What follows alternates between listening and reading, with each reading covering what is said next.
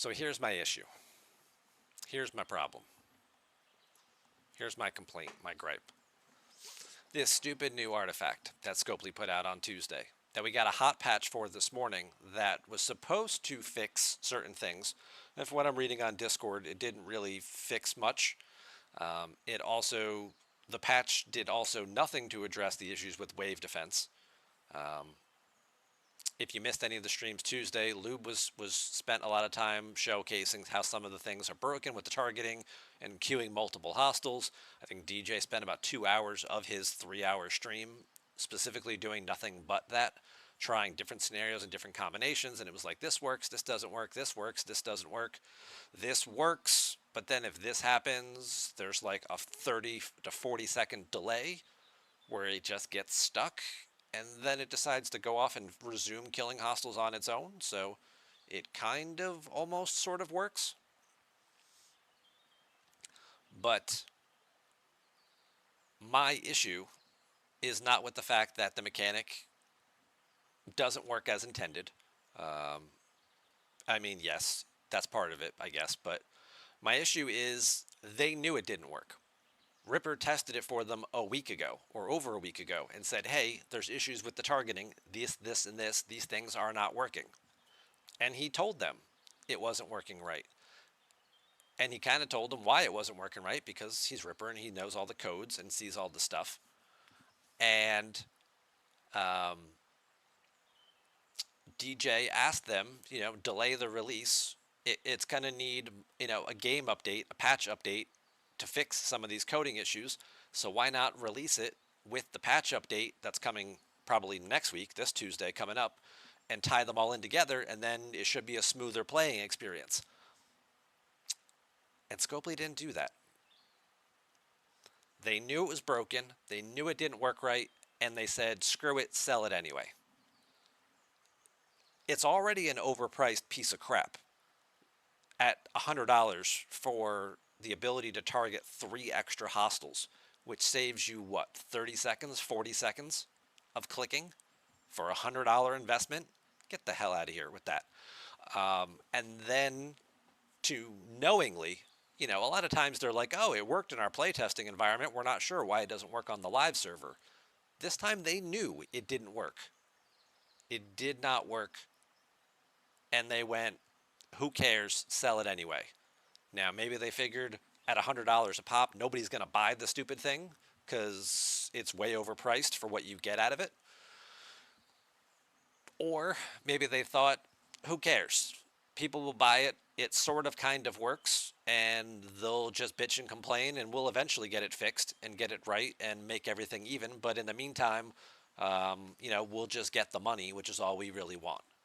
And that whole experience has left such a sour taste in my mouth. I can now unequivocally say, 100% shadow of a doubt, I will never spend another dollar on Star Trek Fleet Command. On any of my accounts, regardless of how long I play this game for. Jury's still out on that one. But whether I keep playing in May or keep playing down the road, I will never give them another dollar again, because they knowingly put out a crappy product ahead of time and did not care about the experience that they were giving the players for their money. So that's it. Whatever executive made that decision, bravo. You just lost every dollar I'm ever going to give you, and probably a lot of other players too. So good job stepping over dollars to pick up pennies, because that's what you just did. And that is terrible, terrible, terrible business practice. But I'm not really surprised. End rant.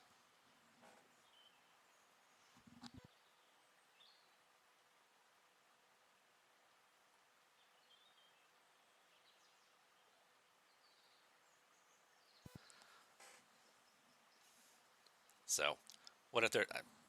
I'm done. It doesn't matter. I could be one shard short of winning the game, and they could sell that shard for 99 cents. I'd be like, that's it. You give us 99 cents and you win. You get everything. You beat the game. It's over. And I'd be like, just on general principle. You're not even getting that 99 cents from me.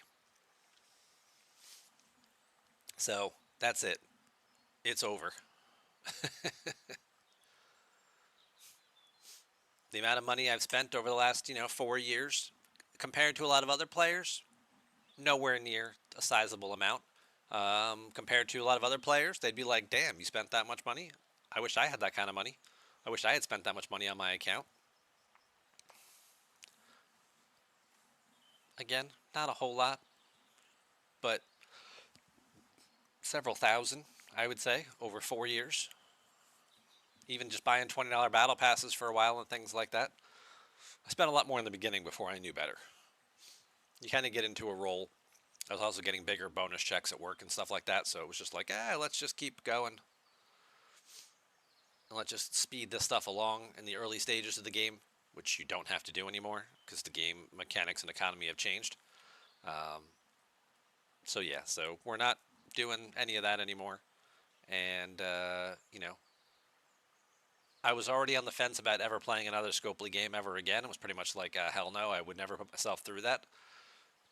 This just cemented that even further. Even if they're like, oh yeah, we just replaced a whole bunch of people, it would be like, you know what, I still don't know that I can trust that. So, um, the people working in the community, obviously, they don't have the authority to make those decisions. I'm not mad at them. I don't blame them for, what happened or whatnot. So, um, it's not like we're like, oh, this is all Beck's fault or Hamster should have. Like, they don't have the ability to make those decisions. All they can do is relay the information and say, hey, they're making a pretty good case over here that maybe we should, not do this. Um, but, somebody who's got the word senior or a manager or VP title was like, just go ahead and push the content. And it was overpriced to begin with. It was grossly overpriced to begin with. This is not $100 content to begin with. And if you're going to sell something for $100, the damn thing better work. And it doesn't. It's the equivalent, I was trying to think of an analogy that I could come up with all day. And I think the closest one I could try and come up with would be like, if DJ is a car guy, right? He works at a car dealership. If they dropped off a bunch of cars and said, "Hey, these cars are okay, but they don't go over 30 miles an hour. Um, we're working on a fix. Go ahead and sell them to people, and when we figure out how to make them go faster than 30, we'll have everybody bring them back in, and we'll just fix them then." So just sell them to some old people or whatever. Who cares? I mean, it'll still get you where you need to go, right? You just can't go over 30. It'll be fine. It's like, are we going to tell people though that this doesn't work? Like, no, no, there's no need to tell them because we're just going to fix it later. It's fine. Just sell them the cars. We need the money from the cars in order to pay the people to fix them. Like, yeah, yeah. I don't know. Maybe it's not the best analogy, but it was what I came up with in my head today when I was at work and feeling kind of just icky about the whole thing. So,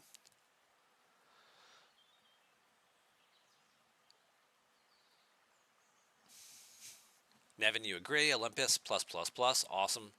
Bond, welcome to the welcoming me to the free to play club. Yeah, I've kind of been here for a while now because I've just been. I haven't the whole way the game certainly has gone the last we'll say 10 or 12 months now. Um, hasn't been in a very positive direction. So you start to look at that. The things I was investing in are no longer long-term investments. When you're enjoying a game and you're playing it, you're like, oh man, this game's going great. Lots of people are here on the servers. We're going to be playing this game for several years. Putting a couple $100 or $1,000 into an account or something like that doesn't seem like as frivolous because you're like, I'm going to get 2 or 3 years of enjoyment out of this, right? So it's like, I bought a jet ski. Well, it's only going to be good for 3 years. Well, that's fine. I'm going to have 3 awesome summers riding around on my jet ski. I don't own a jet ski, but that's just whatever. Um, Now, I don't see that long-term investment as still being there. And that's what this is, right? I'm investing in my account. I'm investing in my enjoyment. That I'm going to be able to play this game and enjoy playing it for years to come. I don't necessarily see that still being there, still being a thing. So that's why it's, it makes it harder to want to spend money on things and to justify spending money on things. And then when you don't like the company's business practices as well, that also, you know, changes your thoughts and your opinions on spending money for them. So, yeah, dealerships do that. They have recalls and service bulletins. They do. My car has a couple of recalls about things, but usually it's things that they don't know are defective, right? They think the car works fine, and then they realize, oh crap, we didn't realize like this problem we had. We discovered it 2 years later or 3 years later. Like, oh yeah, by the way, there's a bug in the anti-theft software, so bring it in and we'll run a patch or whatever. But usually, again, those things are down the road, and I mean sometimes they are related to safety. You like to think that that's the case. Occasionally they do know, but that's usually where those class action lawsuits come in, right? And those will cost them hundreds of millions of dollars, which is way worse than, because they always do, corporate America always does measure those things, right? You know, what's the cost of the lawsuit that we're going to have to eat if we get caught doing this? Okay, $20 million. What would it cost us to fix it and do it right? 50 million bucks. Well, it's cheaper just to pay the lawsuits, so go ahead and just do the thing. That's an actual business decision that companies do make.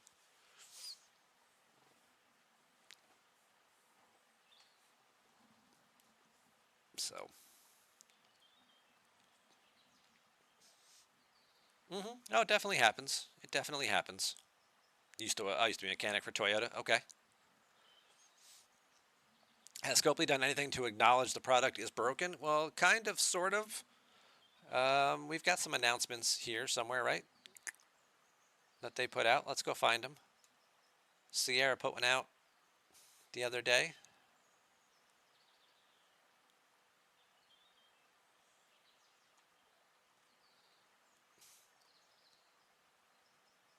Yes. All right. So let's hear. Let's snip this one.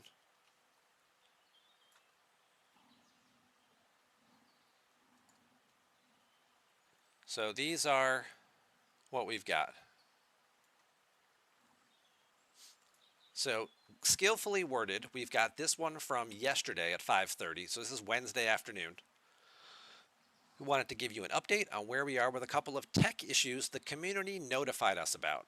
Our team is actively working on hotfix several issues related to the Kirshara artifact, such as the queue getting stuck, if the current target gets destroyed, and its tooltip being displayed on the Armada viewer. Another item high on our list is the queue malfunctions during wave defense that many of you flagged. Well, a couple of tech issues the community notified us about. I'm sorry, Sierra, you guys knew about them before launch. Ripper told you about them a week ago. Allegedly. I wasn't in the room, can't say for certain. I have no reason to doubt that he did what he said he did. Ripper has also had his account permanently deleted. So he will never have the urge again to start playing again or to start helping them playtest. Again, allegedly. This is second-hand or third-hand information that I'm hearing, is that he had his account permanently deleted. So if they want help play testing bugs and things like that, because they didn't listen to him when he told them ahead of time it was broken.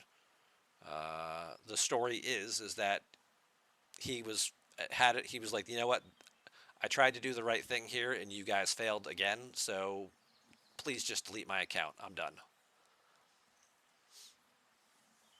So, well, this is what DJ was talking about Tuesday night, late in his stream, like at the 2 hour, 2.5 hour mark, when he was finding some of these bugs and these glitches. He let it slip that Ripper warned them about it, and DJ himself said, hey guys, maybe delay this release because it's going to take, a client-side patch push to fix some of this stuff, and we've got one coming up on Tuesday because that's, our mid-month kind of patch where we do our bug fixes. So why not just release this thing on Tuesday with that bug push, and that should fix a lot of this stuff. Give you an extra week to work on it, put out a quality product, and they released it anyway. So that's what he was talking about on his stream on Tuesday. Again, wasn't in the room, so I have no reason to think he would lie about it, though, or make any of that up. I mean, it makes for good TV, but not to that extent, right? So, um, so yeah, so they're talking about these bugs and glitches and that they're working hard to get them fixed. And this version came out today. They pushed an app update. The PC client had an update this morning when I logged in. The web store of the mobile gamings had one also earlier today. So this helped. It fixed the tooltip issue, so it makes it look like you can queue up multiple armadas.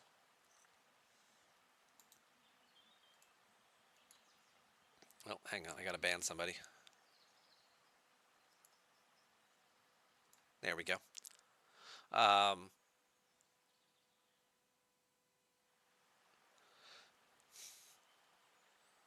Dang bots. As we're talking about an in-game bot, I've got Twitch bots spamming me. So they fixed the issue with the tooltip because they made it look like you could queue up multiple armadas, which allegedly was not the case. So they fixed that. And then there's also an issue about how it gets stuck if the target you're going to gets destroyed, which I think is what DJ was demonstrating, where you would get stuck and it would sit there and it would seem like it was broken, and then after like 30 seconds it would just go off on its own and be like, okay, now we're going to move on to the next target. So it was on like a 30-second timeout. So I guess maybe they fixed whatever that was, but they definitely didn't fix this one with the wave defense yet, which is what most people were interested in buying this mechanic for.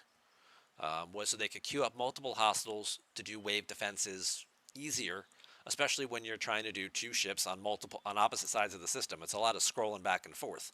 If I can queue up 3 or 4 ships on one side, go to the other side, queue up 3 or 4 ships there, and then it's less jumping back and forth, and you can get rid of things, um, you know, nice and steady.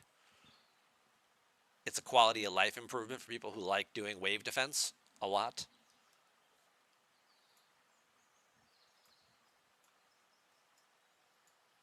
But